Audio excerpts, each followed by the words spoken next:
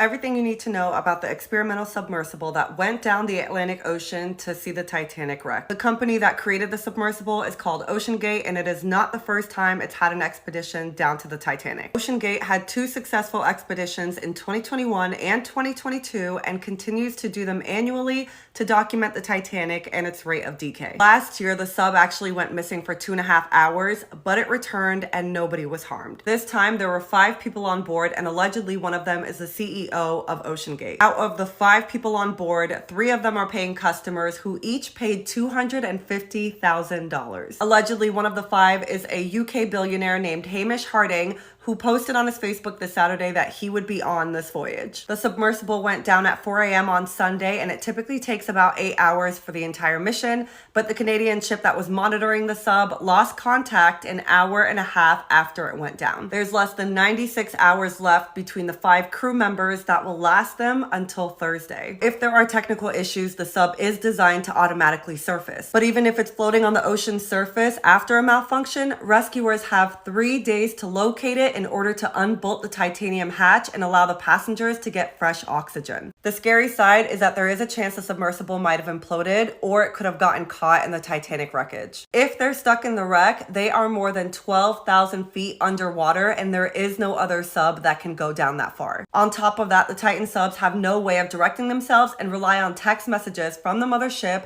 instructing them where to go. And if they're stuck, the only way to get to them is with a remote operated vehicle that can get down to 20,000 feet, and officials are saying they're working on getting that. And OceanGate put out a statement saying, "We are exploring and mobilizing all options to bring the crew back safely. Our entire focus is on the crew members in the submersible and their families. We are working toward the safe return of the crew members." Of the 5 people missing on the sub, the only name we had up until now is a British billionaire named Hamish Harding. We now know there's a Pakistani businessman named Shahzada Dawood, as well as his 19-year-old son, Suleiman. There's also a renowned French diver named Paul-Henri Nargeolet, and Stockton Rush, who is the founder of OceanGate Expeditions. Something interesting to note is that the French diver Paul-Henri has made more than 35 trips to the Titanic site. He is the director for underwater research for a company called RMS Titanic Inc. It's an American company that owns the salvage rights to the wreck, and it displays many artifacts at Titanic exhibitions. His first dive to the Titanic was July 1987, 2 years after the wreck was discovered. Now, there's a man named David Conconin, who's an attorney and an explorer that was supposed to be on this expedition but pulled out last minute. Last night, he told News Nation that critical equipment that could be used to help recover the vessel is ready to be sent out, but there's a lack of urgency coming from U.S. officials. U.S. Coast Guard said overnight they flew multiple aircrafts over the area, went missing, looking for signs of surfacing. And they said that their search was roughly about the size of Connecticut. Going forward, the Coast Guard plans to use more resources like vessels that can search underwater using sonar technology to expand their search. And as of right now, the missing 5 have less than 50 hours left of oxygen. It's 2 a.m. I need to go to sleep, but The Guardian just posted an update an hour ago about the missing sub. Canadian aircraft picked up sounds underwater in the area where the Titan went missing. And it's being reported that it's regular banging sounds that are being picked up, to the point where they had to relocate their underwater robotic search operations in an attempt to explore the origin of the noises. The U.S. Coast Guard is saying, "We understand that likely signs of life had been detected after hearing banging sounds in 30-minute intervals for several hours." The remotely operated vehicles came up empty-handed but would continue, the Coast Guard said. The emails did not make clear when the sounds were picked up, but they were still heard after 4 hours. CNN quoted an updated government memo as saying additional acoustic feedback was heard and will assist in vectoring surface assets, and also indicating continued hope of survivors. There is a system designed for deep ocean lifting capacity of up to 60,000 pounds, and the missing vessel is 23,000 pounds. It could also go as far down as 20,000 feet. The Titanic wreckage is around 12,000 feet, but it's saying, however, it is unclear if it is being deployed for the search. I don't know if this article is giving false hope, but I truly hope the banging sounds are coming from the missing 5, and I really hope they can save them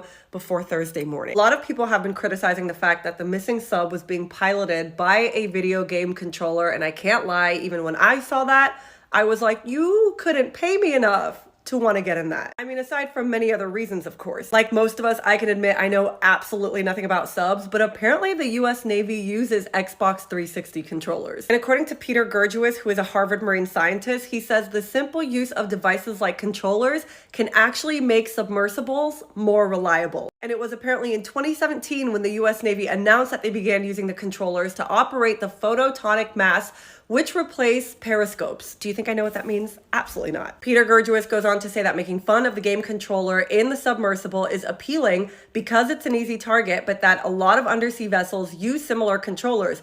Why? They're intuitive. What really matters is the physical design and integrity of any sub, as well as the control and safety systems. Which, speaking of design, I'm sure we've all heard about the lawsuit from an ex-employee who was fired for raising concerns about the actual design of the Titan. The former employee, whose name is David Lockridge, is an engineer and submarine pilot that was hired by OceanGate to ensure the safety of all crew and clients during the submersible and surface operations of the vessel called Titan. But when he raised concerns about the design and testing, he said he was terminated by the company. I understand the situation this man is in right now, but just knowing that the former employee raised concerns and that's how he was treated doesn't sit well with me. With that, I know we're all sitting here counting down the hours, and I just pray that there's some miracle and that these men can be saved. Okay, this is actually really wild, and I had no idea. Wendy Rush is the wife of Stockton Rush, who is the CEO of OceanGate and the one that was piloting the sub before it disappeared. And Wendy Rush is the great-great-granddaughter of Isidore and Ida Strauss. And these two were the wealthiest people aboard the Titanic. Want to know how he was so wealthy? He was the co-owner of the one and only Macy's department store. Now, their story ended very tragically. Survivors of the Titanic recall seeing Isidore refusing a seat on the lifeboat because there were women and children that still needed to get on. And Ida, his wife of 4 decades, refused to get on without her husband. And the two were seen standing arm in arm on the Titanic's deck when it was sinking. Remember this scene from the Titanic? Well, apparently it was a fictionalized version of the Strauss' story. The old couple embracing one another in bed as the water was rising, refusing to leave. 2 weeks after the Titanic sank, Isidore's body was found, but Ida's remains were never recovered. Now, the article goes on to say that Wendy married Stockton back in 1986, and that her LinkedIn page says she participated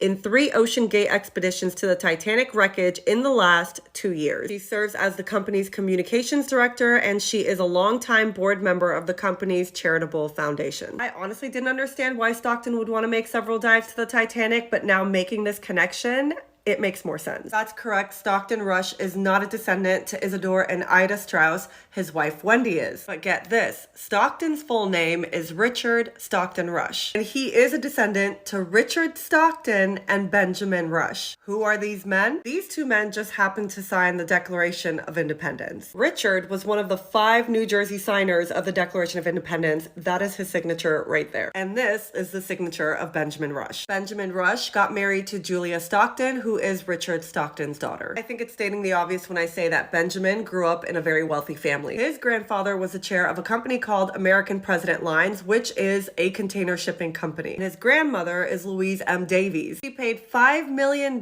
for a San Francisco concert hall to be named after her. He is also a descendant to Anna Stockton, who was a celebrated poet and friends with George Washington. Given how I've learned a lot about Stockton and the submersible, I always thought he was into the ocean, but it turns out he was more into space. He always dreamt of being the first man on Mars. And at 19, he became the youngest jet transport rated pilot in the world. And in 1984, he worked with the US Air Force on F-15s and anti-satellite missile programs with the aim of eventually taking part in the space program. He had an MBA from Berkeley and graduated Princeton with a degree in aerospace engineering in 1984. And this man built an experimental aircraft that he flew regularly. At the age of 44, he decided that the final frontier was in fact the ocean because Mars, he said, just wasn't economically viable. In 2017, he said, I realized that what I really wanted to do was explore. I wanted to be Captain Kirk, and in our lifetime, the final frontier is the ocean. And when talking about his undersea trips, he said, rather than spend $65,000 to climb Mount Everest,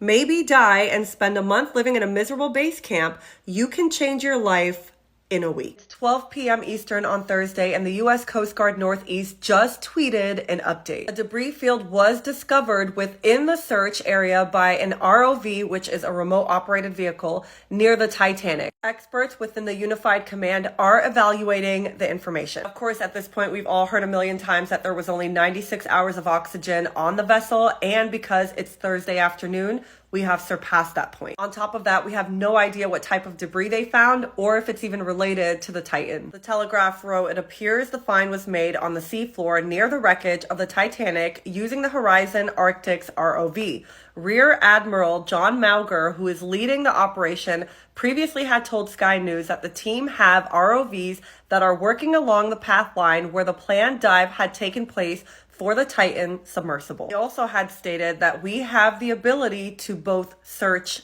and rescue. I can't sit here and say it's too late or not, but I just really hope for the family's sake they can find the submersible.